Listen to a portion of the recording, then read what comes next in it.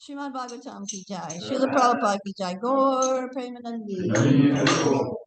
Glories to the assembled devotees. Hare Krishna. We are reading from Srimad Bhagavatam, third canto.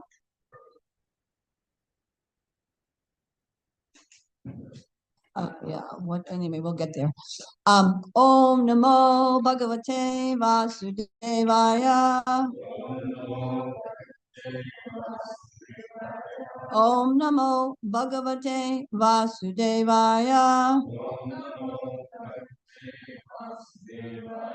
Om Namo Bhagavate Vasudevaya. Narayanam Namaskritya Naram Chaiva Narottamam Devim Saraswati Vyasam Tojayam Udirayat Nasta Prayeshu Abhadreshu Nityam Bhagavata Sevaya Bhagavati Uttama Shloke Bhaktir Bhavati Naistaki.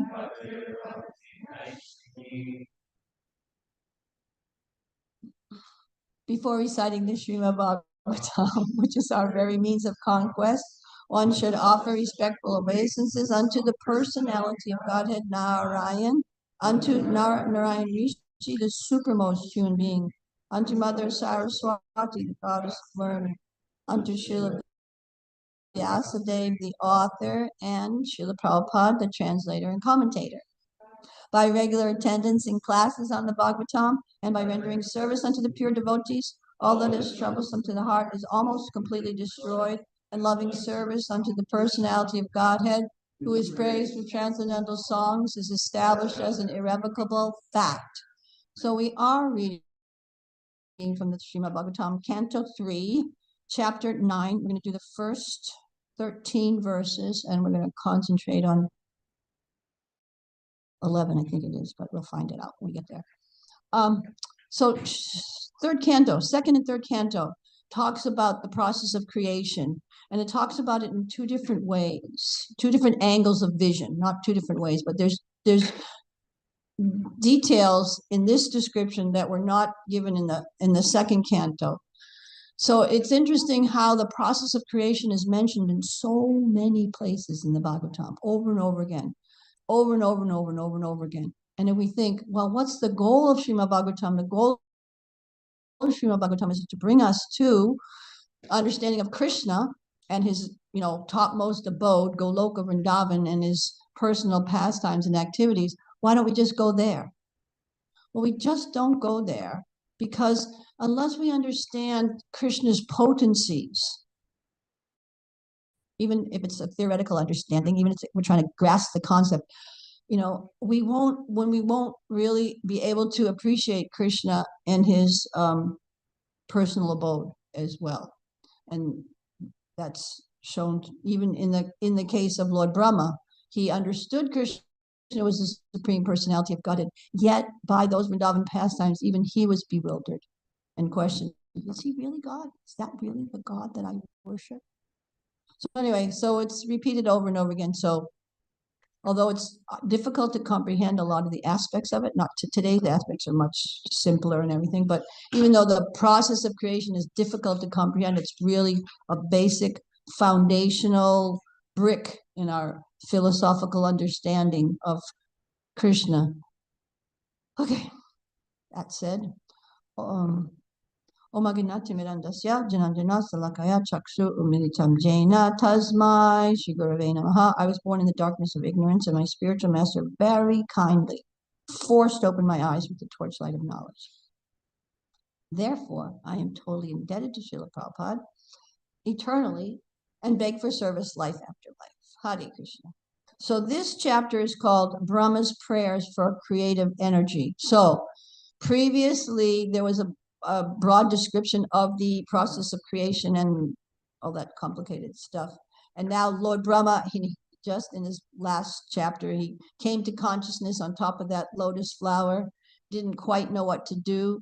And now then he did his tapasya, became enlightened, and now he's offering his prayers. These are his, because that's the Lord Brahma's service, is to create and organize the universe and make a place, a sthanam, a place of residence for the living entities who have millions of different desires. So all different circumstances based on the desires and their activities and their collective karma. Anyway, so here's his prayer. Some of them is prayers. Okay, would you like to read text 1? Thanks. He said, "Oh my Lord, today after many, many years of penance, I have come to know about you. Oh, how unfortunate the embodied living entities are, that they are unable to know your personality. My Lord, you are the only knowable object, because there is nothing supreme beyond you. If there is anything supposedly superior to you, it is not the absolute. You exist as the supreme by exhibiting the creative energy of matter." Okay, a couple of important points in this verse. The very first thing he says, today, after many, many years of penances, I've come to know about you. So we have a conception from Bhagavad Gita that gives the lifespan of Lord Brahma. So we have a conception that it's like beyond our conception how long Lord Brahma's life is. He meditated, according to the previous chapter, he meditated on the Lord when he was trying to figure out, where's this lotus flower come? What's my source? Where does the lotus flower come from? So he climbed down the lotus stem, couldn't reach the source, even though he was getting closer to Mahavishnu. He couldn't figure out his source by his own mental strength, and then was inspired by Divya Saraswati to meditate, on to perform austerities, and he meditated for 100 of our years. Oftentimes, because Lord Brahma's life is quote unquote 100 years. 100 years of his years is like a tremendous amount of time. So he meditated for 100 years, and that's our position also. We come to Krishna consciousness and we get the good association of devotees and get so much information, and we do the best we can, chanting and this and that and serving and so many things, and we might go on for a few years and think, doesn't look like I've made much progress yet. How come I'm not feeling ecstasy just because I picked up my bead bag? How come it's not, I'm not getting the holy name in all its ecstasy revealed to me? Here's the clue.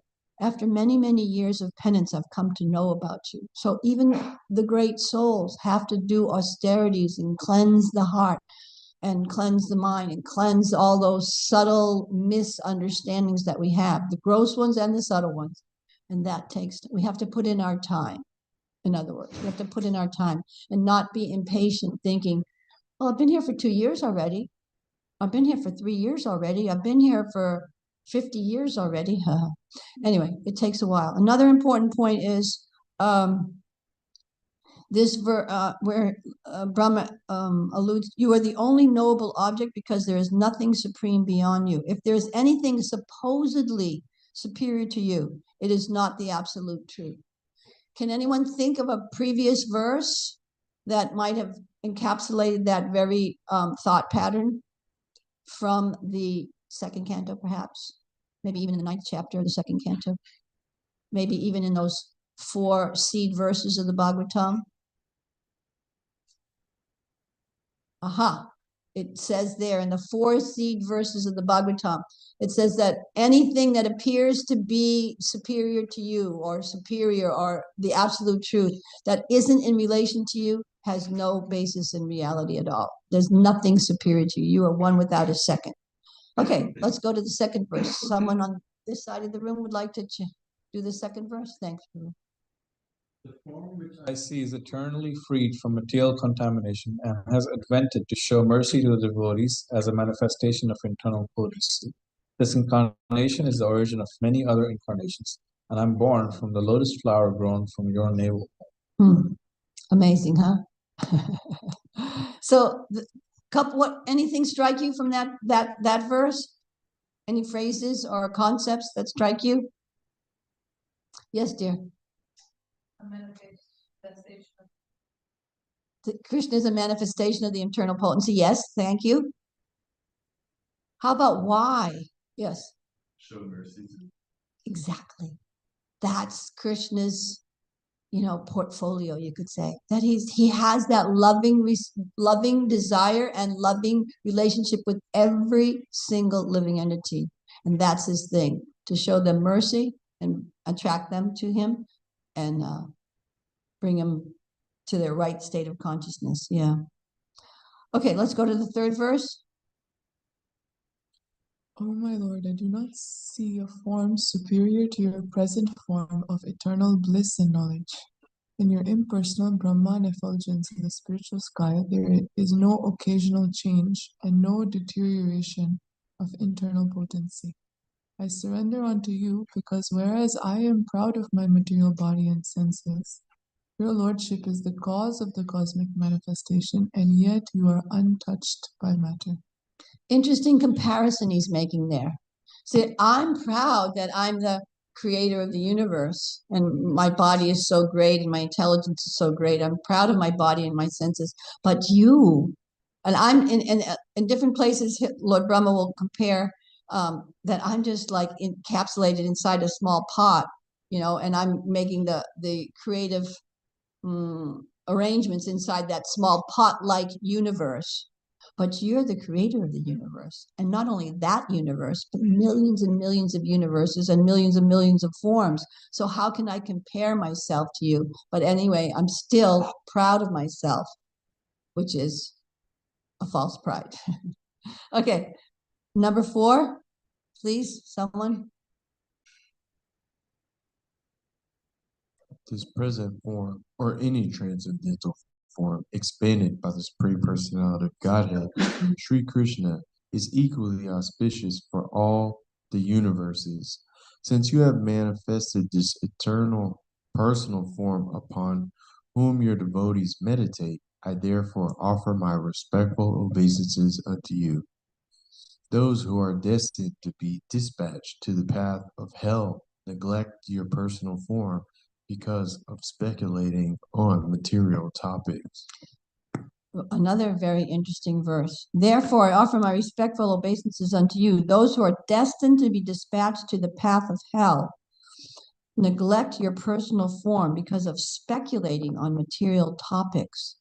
So let's not misunderstand here that there are some people destined to go to hell by the will of the Supreme Lord.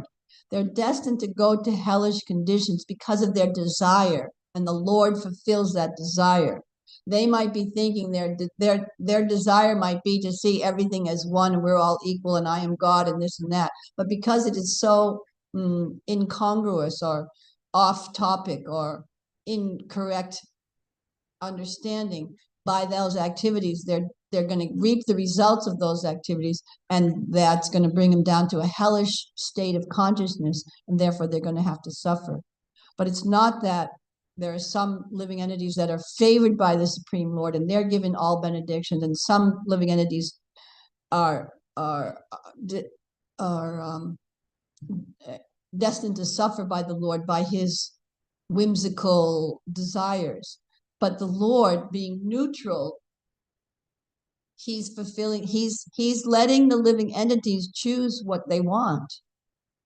He wants them to choose to serve him, but if they don't choose to serve him in his personal form, then whatever they're choosing, they're going to be destined to reap the results of those activities. Verse number 5. O my Lord, persons who smell the aroma of your lotus feet, carried by the air of Vedic sound through the holes of the ears, accept your devotional service. For them, you are never separated from the lotus of their hearts. Interesting analogy, right? Smelling the flavor, the fragrance of the Lord's lotus feet. Now, in the material world here, it's not a pleasant odor that comes from feet. And it just is a nice contrast that the Lord's the fragrance of the Lord's body, what to speak of the fragrance of the Lord's lotus feet, it attracts the minds of even liberated souls, just the fragrance. And that's what happened to the Kumaras, who were on the path of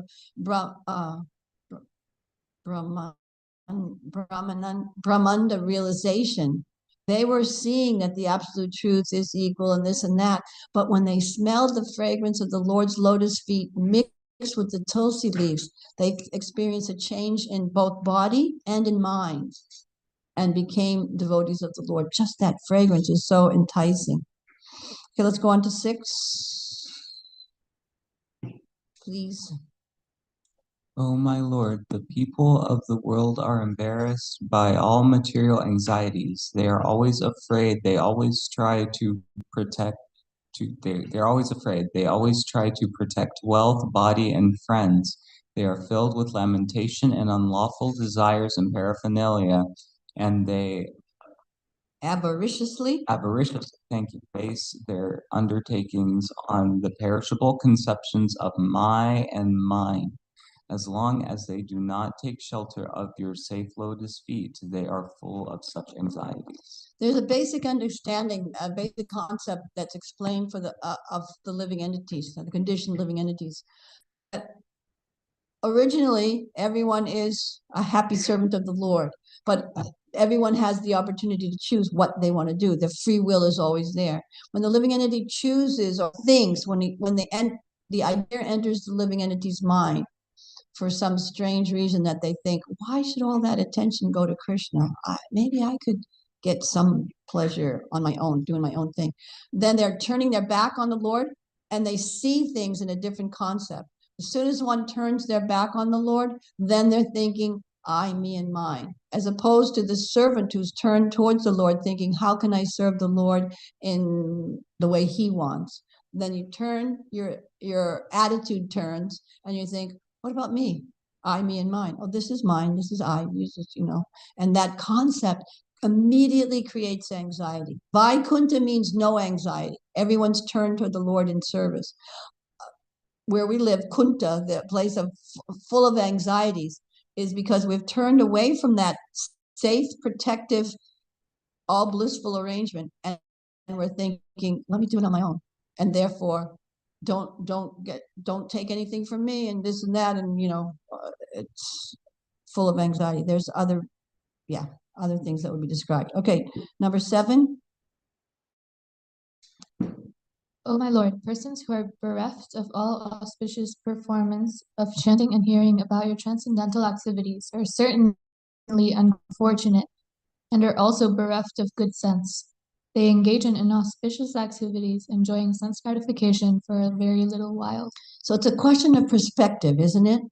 Although our sense gratification and our arrangements for sense gratification might please us for this life, with a few pros and cons thrown in there, we're thinking, I'm happy. But the perception of Lord Brahma and his lifespan and his knowledgeable understanding of when he looks at a living entity in the human form of life trying to be happy for a little short span of 100 years, it's nothing. And in that little span of 100 years, turned away from the Supreme Lord, accumulating reactions and reactions for so many activities, and maybe feeling some happiness. It's not that there's no happiness, but it's so short. And the repercussions of that quote unquote happiness is so entangling in further sufferings that it's from someone who's enlightened, whose vision, is broader vision to see what the whole, the eternality of the living entity through, not just through this one life, but through the sojourn of their journey throughout the material world. It's so insignificant. And that's why he can say they engage in inauspicious activities, enjoying, quote unquote, sense gratification for a very little while. Okay. Next one. O great actor, my lord, all these poor creatures are constantly perplexed by hunger, thirst, severe cold, secretion, and bile, attacked by coughing winter, blasting summer, rains, and many other disturbing elements, and overwhelmed by strong sex urges and indefatigable anger. I take pity on them, and I am very much aggrieved for them. Sometimes it's said that in the enlightened souls, they don't suffer any anxieties. But Lord Brahma, as he exhibits here, sometimes out of pity, that's their anxiety. They take pity, or they're in anxiety for those who haven't developed their consciousness to the point that they can see that material life is totally frustrating and spiritual life is totally free from anxiety.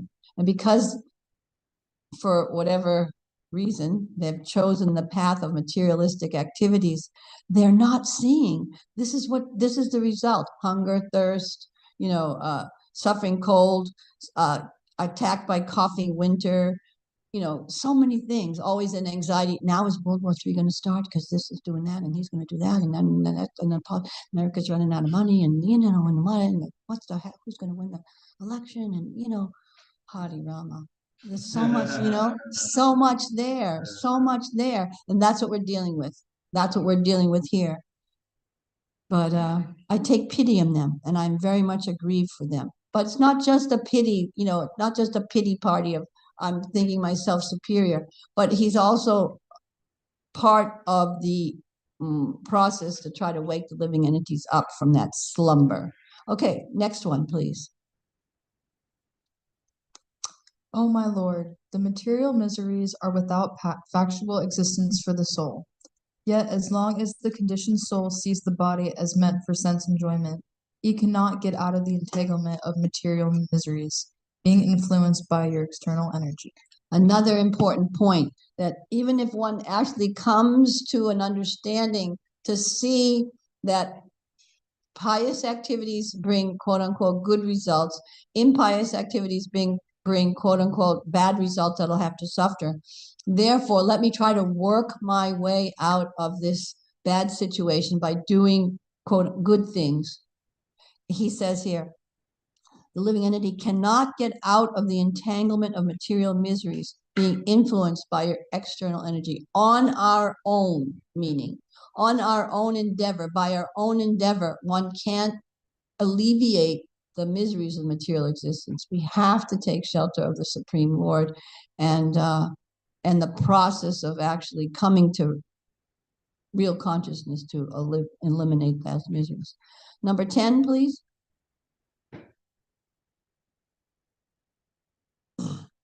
Such non-devotees engage their senses in very troublesome and extensive work, and they suffer insomnia at night because their intelligence constantly breaks their sleep with various mental speculations.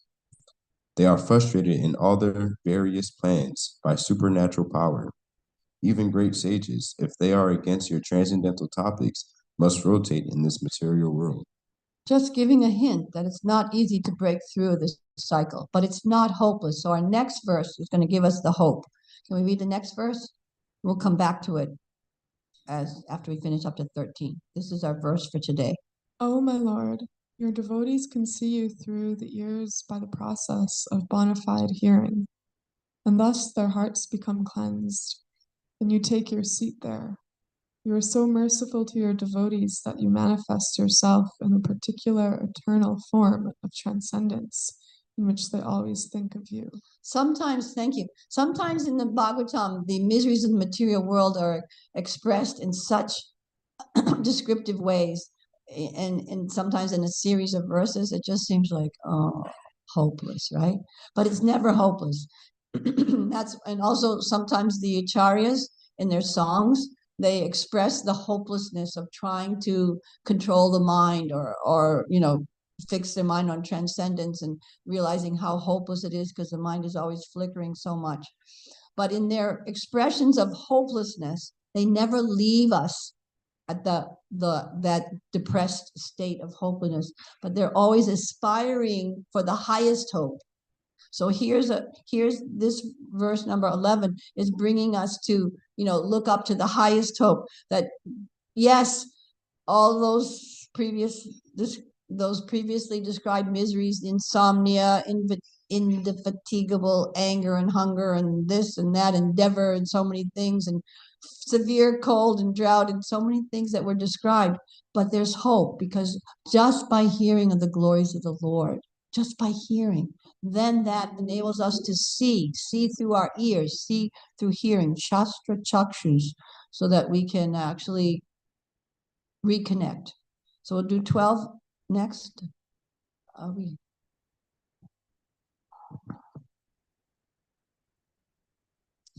My lord, you are not very much satisfied by the worship of the demigods, who arrange for your worship very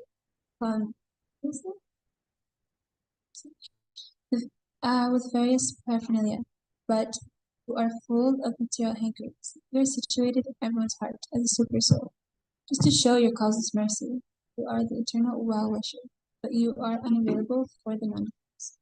And 13, please. The pious activities of the people, such as performance of the Vedic rituals, charity, austere penances, and transcendental service, performed with a view to worship you and satisfy you by offering you the fruitive results, are also beneficial. Such acts of religion never go in. So there's our little hope. So comparing the 13th, 12th, and 13th verses. So the demigods, they're engaged in quote unquote auspicious activities, but they're motivated.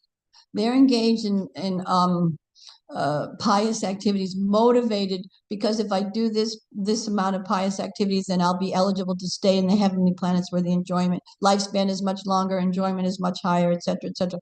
Me, and mine. I'll be better situated if I do these pious activities, which is okay. It's a step up in the level of consciousness, but it's not as what is being described in the next verse in 13.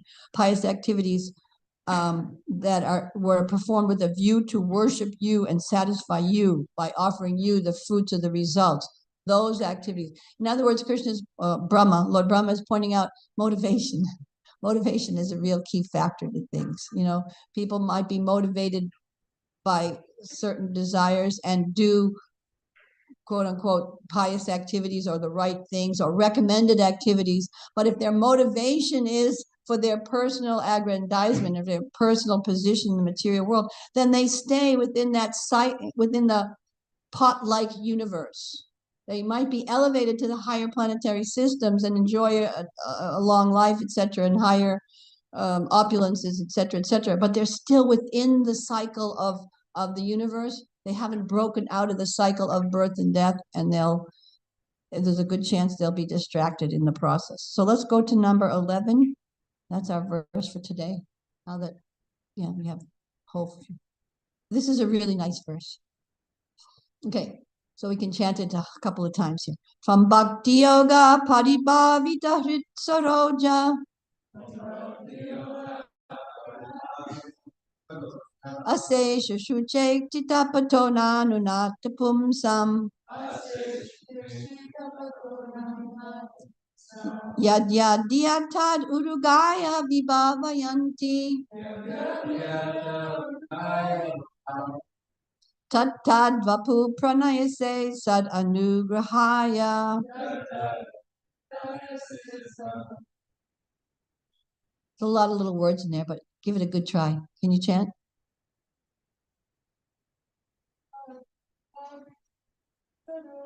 Swam Bhakti Yoga Paribhavita Hrit Saroja Ase Shashute Chitapato Nanunata Pumsan Yad Yad Yatad Urugaya Vibhavayanti Tad Tad Vapu Pranayase Sad Anugrahaya. I'm going to go right to the word for words. Tvam, unto you, Bhakti Yoga in devotional service, Paribhavita, being 100% engaged, Krit, of the heart, Saroje, of the lotus, on the lotus, Ase, you reside, Shruta Ikshita, seen through the ears, Pata, on the path, Nanu, now, Nata, oh my Lord, Pumsam, of the devotees, Yat Yat, whichever, Diya, by meditating, te, your, Urugaya, O multi-glorious, Vibhavayanti, they specifically think of, Tat Tat, the very same, Vapu, transcendental form, Pranayase, do you manifest, Sat Anugrahaya, to show your causeless mercy. And let's say the translation together. O my Lord, your devotees can see you through the ears by the process of bona fide hearing, and thus their hearts become cleansed and you take your seat there. You are so merciful to your devotees that you manifest yourself in the particular eternal form of transcendence in which they always think of you. So let's go through the progression here. What's being said in this verse? What's the progression? How is it that the devotees come to the right conclusion? Yeah, they can see you through their ears by the process of bona fide hearing. And then what happens?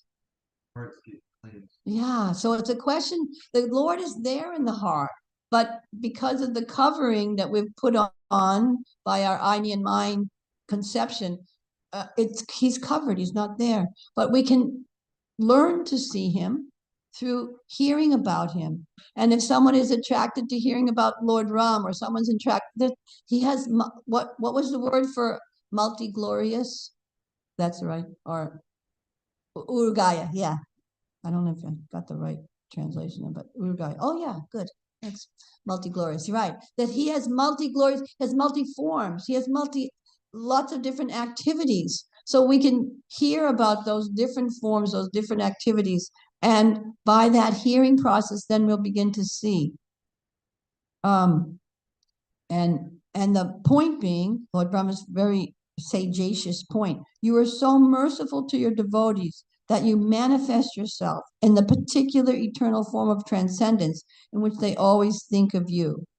So therefore, since it's Lord Chaitanya's appearance day coming up very soon, just around the corner, there's many incidences, even in Lord Chaitanya's pastimes, of devotees who were worshippers of Lord Ram.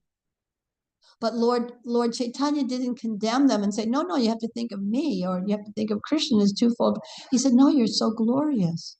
And in fact, in this circumstance, this is just the gist of a brief summary of that pastime. In this circumstance, when one of the devotees was encouraged to give up his attraction for worshiping Lord Ram and place his head at the lotus feet of Krishna and Lord Chaitanya. And he decided, after being in anxiety the whole night, he decided, I think I should just give up my life. Lord Chaitanya said, no, it's very glorious position that the servant will never give up shelter of his Lord. And the Lord also manifests his glory, but he'll never forget his servant. He'll never forget his servant in any condition. Yeah, that reminds me of another story, but I'll skip that one. Okay, can we start reading the purport? Yes, question? Yeah, okay, read the purport. That's a great idea. Please, thank you. That the Lord manifests himself before the devotee in the form in which the devotee likes to worship him indicates that the Lord becomes subordinate to the desire of the devotee, so much so that he manifests his particular form as the devotee demands. Anything unusual in that sentence that struck you? The Lord likes to be told what to do. Why? By whom? His devotees and his friends. Yeah. By the loving relationship. He loves that support. He becomes subordinate. That's quite unusual, isn't it? Such a great personality. When you see like whomever, I don't even think of an example of a specific person who's a great personality in mundane world. But you never think, it's never, his greatness is never, he never exchanges subordination to his followers or worshipers or whatever. But that's amazing. Guys, you should go anytime. Please have a happy breakfast made with love and devotion. Hare Krishna. Yeah, that quality of the Lord is there. Okay, next sentence, please. This demand of the devotee is satisfied by the Lord because he is pliable in terms of the transcendental loving service of the devotee. This is also confirmed in the Bhagavad Gita. "Ve yatha mam prapadyante tam sitaiva bhajamyaham." Can you remember what that means?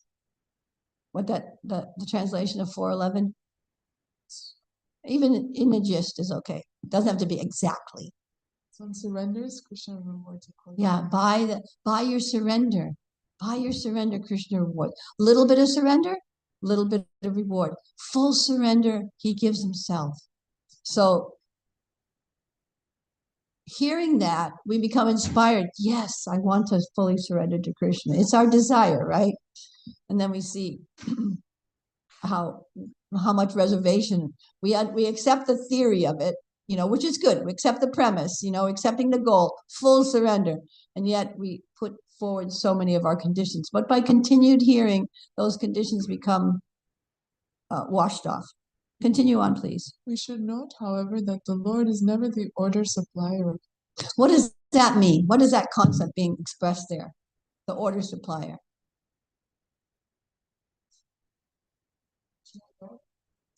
Okay. Can you? He's not there just to grant your wishes. Yeah. And that misconception is quite prominent in religious circles. It's quite prominent. Pray to the Lord for good grades, good this, good that, whatever. What is it? What are we praying for the Lord to? We're praying for the Lord for I, me, and mine. Whatever I think will satisfy me. Can you please provide that? Like, AmazonClick.com, GodClick.com, So, okay. He's never the order supplier. Continue, or someone else continue, or go ahead, you could. Here in this verse, it is particularly mentioned, Tam Bhakti Yoga Paribhavita. This indicates the efficiency achieved through execution of matured devotional service, or prema, love of Godhead. This state of prema is achieved by the gradual process of development from faith to love. Okay, we can say a few things about that process. Again, that brings us to the concept that I spoke of in the very beginning, that we have to put in our endeavor. So the process of coming to, the state of prema is achieved by the gradual process of development from faith to love. So we're getting many indications in the scriptures, in the different places in the scriptures, even in Lord Brahma's Brahma Samhita, in the very end, the last 5 verses of Brahma Samhita, Lord Brahma, after expounding the glories of the Lord in so many very intricate ways, in the end, he explains that this is a gradual process, and that one makes step by step, krama, one makes step-by-step progress in their developing their relationship. Srila Rupa Goswami also explains this in Nectar of Instruction, that in order to execute devotional service fully, properly, that one needs a tremendous amount of determination, or actually, determination, endeavor, patience, so many, he gives us the guidelines. We need that determination, we need the enthusiasm, but we also need a good dose of patience, because what appears to be a long time, even though it's not so long, but we have to stick through it. We have to show that it's not just a whimsical passing state of, yes, oh yes, I want to fully surrender to Krishna. Oh yeah, but and then get sidetracked by our other material desires. Okay. From Shraddha to Prema, that process from faith, Shraddha, to Prema. It's a process. Okay, continue. On faith, one associates with bona fide devotees, and by such association, one can become engaged in bona fide devotional service, which includes proper initiation and the execution of the primary devotional duties prescribed in the revealed scriptures. Okay, so in that sentence, Srila Prabhupada's kind of summarizing the process of from Shraddha to Prema. He's giving an outline, not going through every single step, but on faith, by Shraddha, one comes to what? Associate with devotees. And by such association, one become engaged in devotional service. So one, by faith, one begins the process. Because why? Because we heard. Then one associates with the devotees. And by that is positive association, the faith increases and the desire to hear also increases. And that fortifies us as we go through the stages of anartha, nivritti, etc., or cleansing the unwanted impressions on our mind and consciousness out, and step by step comes to higher fixed devotional service and different levels of from bhava to prema. Okay. Shushekshita. Continue. This is clearly indicated herein by the word Shrutekita. Shrutekita path is to hear from the bona fide devotees who are conversant with Vedic wisdom, free from mundane sentiment. By this bona fide hearing process, the neophyte devotee becomes cleansed of all material rubbish, and thus he becomes attached to one of the many transcendental forms of the Lord as described.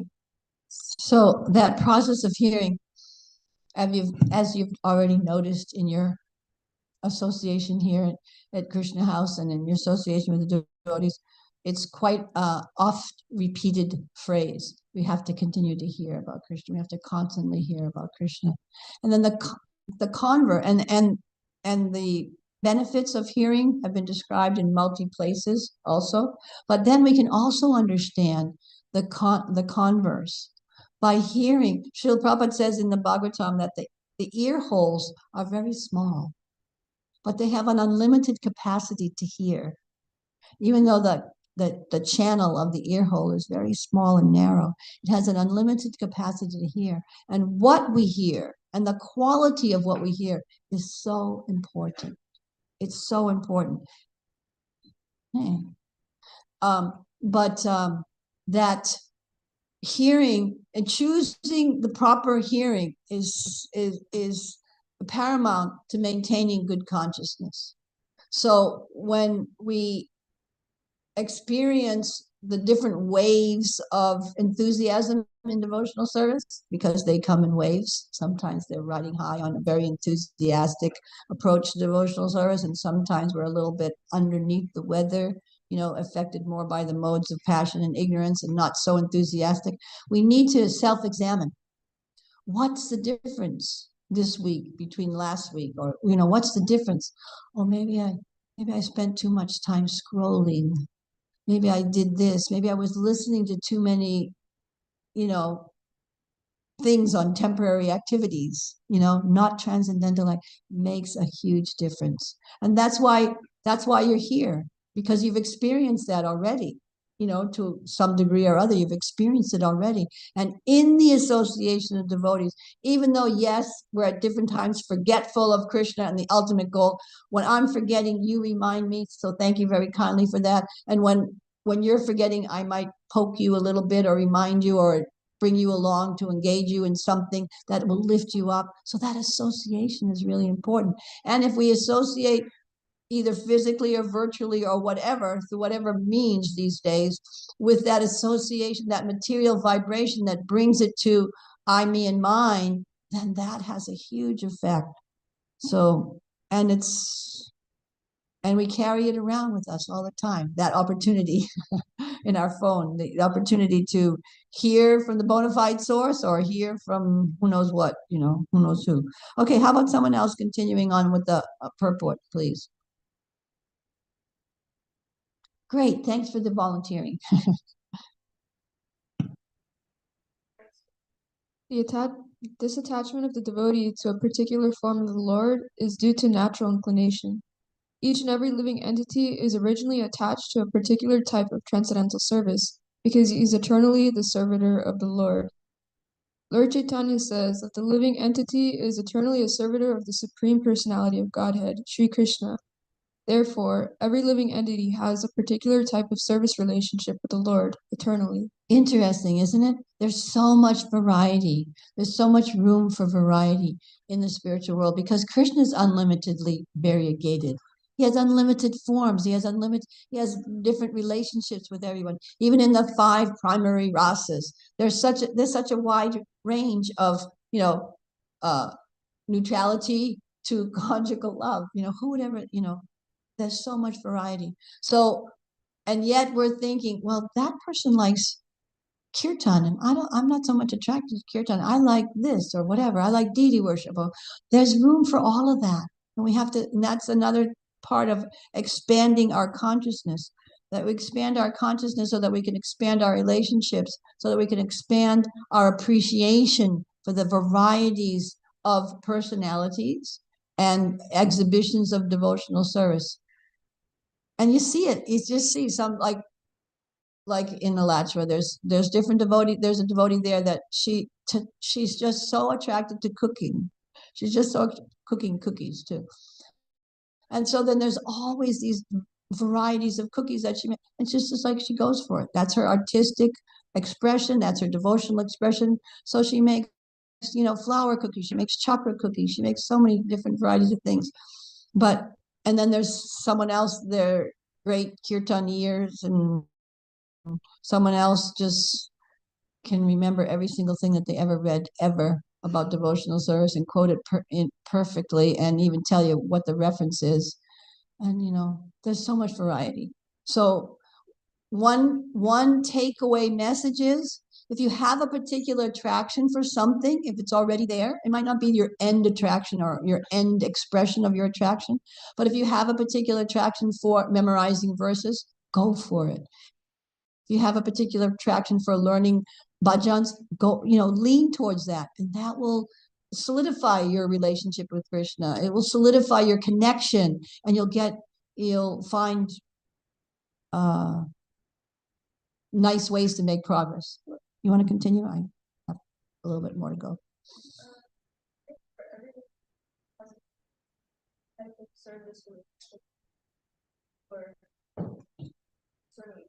This particular attachment is invoked by practice of regulative devotional service to the Lord, and thus the devotee becomes attached to the eternal form of the Lord, exactly like one who is already eternally attached. This attachment for a particular form of the Lord is called Swarupa Siddhi. The Lord sits on the lotus heart of the devotee in the eternal form the pure devotee desires, and thus the Lord does not part from the devotee, as confirmed in the previous verse. The Lord, however, does not disclose himself to a casual or unauthentic worshiper to be exploited. That's summarizing some of the points that have been previously made. In other words, we have to do our part. I'm sorry, that sounds like a spill. We have to do our part. We have to stick in there through thick and thin. The days that we're the most enthusiastic, the little periods of time when we're not so enthusiastic, when we're not feeling reciprocation, we have to stick in and do our part. And then the Lord is very appreciative of that through thick and thin. And then there was something else that it was saying. That was, we mentioned. Okay. Oh, he doesn't disclose himself to a casual or unauthentic worshiper to be exploited. He's not our order supplier. Okay, continue. This is confirmed in Bhagavad Gita 7:25.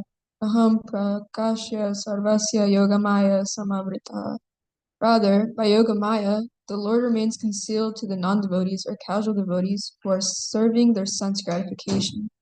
The Lord is never visible to the pseudo-devotees who worship the demigods in charge of universal affairs.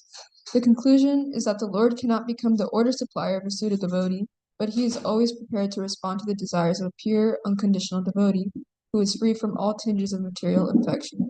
I was just thinking of various examples, but the last example I was thinking of was Prithu Maharaj. When Prithu Maharaj went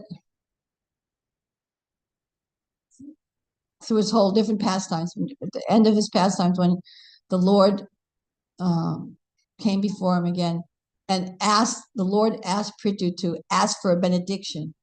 Prithu said, I don't need any benedictions from you. I don't want to choose any benedictions from you.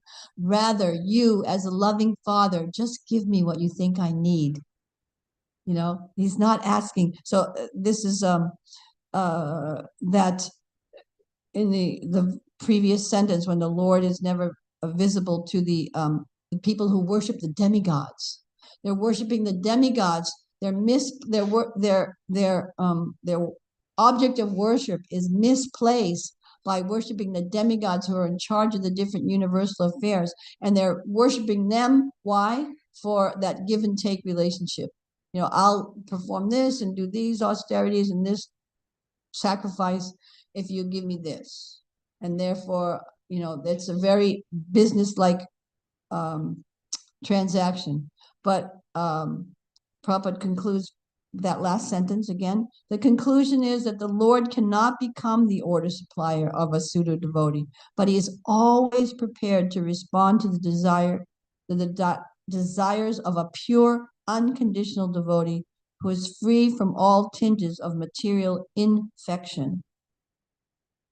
Any thoughts or comments or realizations or even a question or two or clarification on this whole section, these 13 verses? Yes.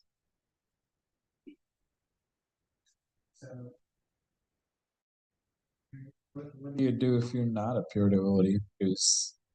So you can't go either. Like Krishna's not going to fulfill your desire, and then you can't go to demigods either because then you're never going to see Krishna. So what do you do? That's a really good question, and it's our position because we are pure devotees, but we've heard about pure devotional service. We heard about the standard, but we're in the position mixed. We're mixed. We want pure devotional service, but all those material desires, we're still like hanging on to them. So what's the position? Explained in the first canto of the Bhagavatam. Akama sava karma va moksha kama udarene tivrena bhakti yogena yajita purusham param. If one is free of all material desires, they're a pure devotee. They should worship the Supreme Lord. If one has all material desires, you should worship the Lord. Or if one is in between, in a mixed position, you should still worship the Supreme Lord. So, because Krishna, there's a little series of verses in Chaitanya Charitamrita where Krishnadas Kaviraj actually it's Lord Chaitanya instructing Srila Rupa Goswami or Sanatan, one of them, and he's explaining this very concept that when one prays to the Lord for benefit of for bestowing some material benediction, it's good. Prabhupada always says it's much better than trying to achieve it on your own or going to some false Lord. But anyway, when one prays to the Lord thinks, if I'm so smart, why am I going to give this fool material benediction? Better that I said, I'll think of something that I can fulfill his desire by what? By how? By taking the desire away. I'll fulfill it. I'll give him what he wants, eternal happiness or service to the Lord's lotus feet. But I'll give him by fulfilling those desires, by cleansing the heart.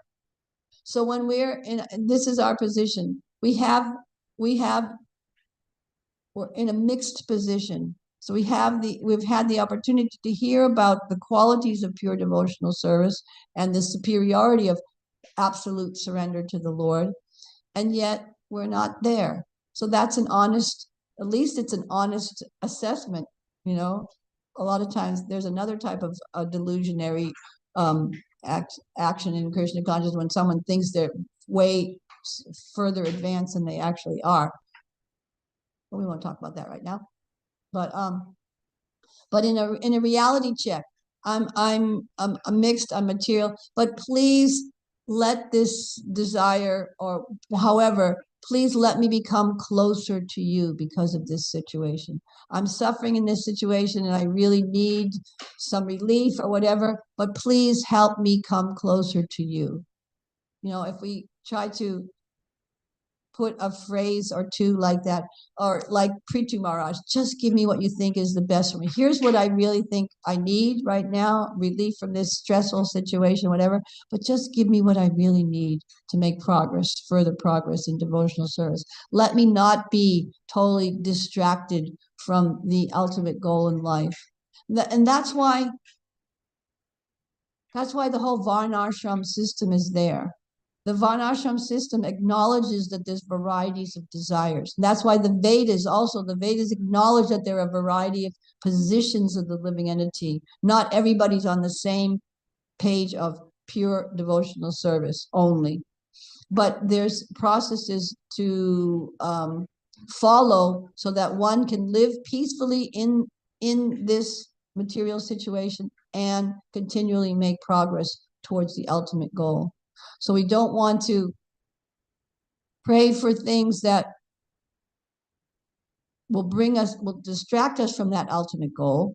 But even if we're in a situation that we might be unknowingly or whatever, or even to some degree knowing that this is actually going to distract me, but please, actually, the ultimate thing that I want is your devotion. Krishna, he's the Supreme Arranger. He can arrange things like that seem impossible, that seem contradictory, just like Lord Balaram. When Lord Balaram killed Romaharshan with the blade of grass, the kusha grass, the sages were in shock because they had just given Romaharshan a benediction of a long life, and that he would speak the Vedas, and etc., and he would have many followers, etc., etc. They had just given him that benediction and invited him to sit on the exalted seat. And when Balaram came into the assembly and he didn't stand up or acknowledge him in any way, he said, there's a little bit of something lacking here, a little bit of lacking of understanding here. Let me fix it. So with the blade of kusha grass to kill him.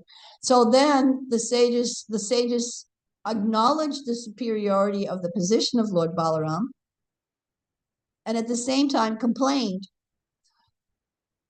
well, you're the Supreme Lord and you can do anything you want, but we just gave him this benediction of eternal life, and our words should never be in vain. Brahman's words are never in vain. They always come true. So how are you going to fix that? And Lord Balaram said, no problem. I can bring him back to life if you want. And they said, no, don't bring him back to life, because you obviously wanted him killed, but still keep our benediction intact.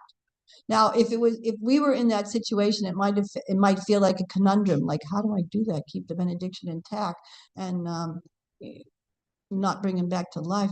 Oh, for him it was no problem.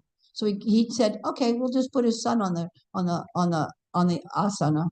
Sutta Goswami. We'll give the benediction to him because the son is the manifestation of the Father. So everything was just hunky-dory, as they say. It was just all fixed just fine by the superior intelligence of the Lord. So, but Shruti Sagar brought up a good point, because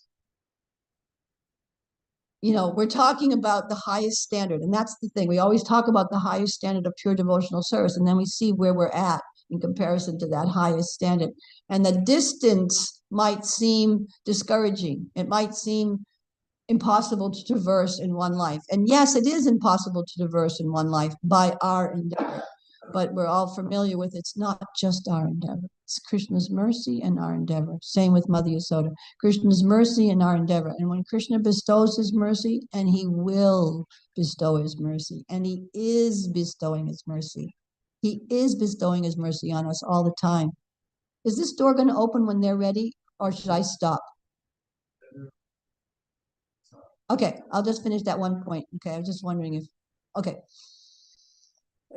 Krishna will bestow his mercy on us, and he is bestowing his mercy on us. But one of our problems is that we're not seeing what happens to us. We're not appreciating what happens to us as Krishna's mercy. Oh, it was so merciful that I'm in this horrible situation. Thank you. But no, it's like, get me out of this. I want to be happy. I want this pressure to be off me. I want this problem to be solved, whatever. But if we see every circumstance with a little bit of enthusiasm like that, oh, this is Krishna's mercy. I wonder how it's going to work out. I wonder how I can take advantage of this situation to the best of my ability and see what good result is going to ultimately come from it. Hare Krishna. End of that long explanation. Hare Krishna. Thank you very kindly. Glories to Srila Prabhupada. Vanchakalpatrubhyascha kripasindhubhya vicha patitanam pavanebhyo vaishnavebhyo namo namaha. Srila Prabhupada ki jai. Srimad Bhagavatam ki jai. Gaur Premanandi.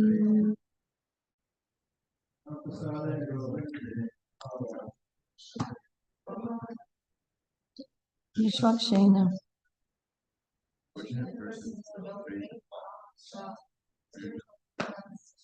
The deity of Sri Govinda, the Supreme Personality of Godhead, in the Transcendental Krishna Nam and in the Vaishnavas. Hare Krishna.